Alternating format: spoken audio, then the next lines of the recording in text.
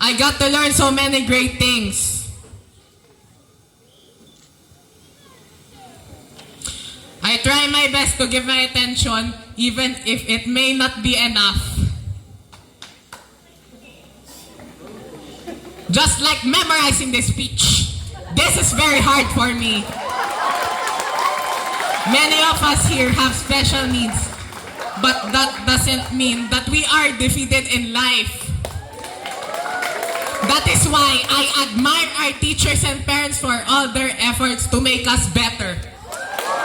Above all, we thank God for all the blessings He gave us. Thank you for blessings of our teachers and family. Thank you, Lola, for being my study partner.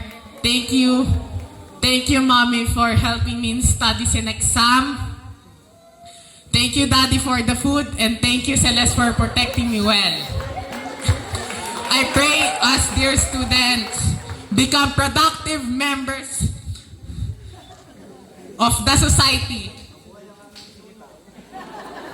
I pray that the society sees more of our contributions rather than our disabilities.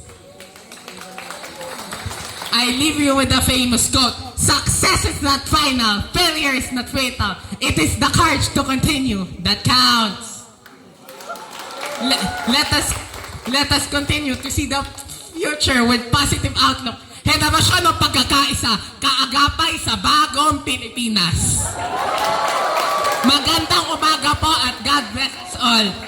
Congratulations everyone, we made it!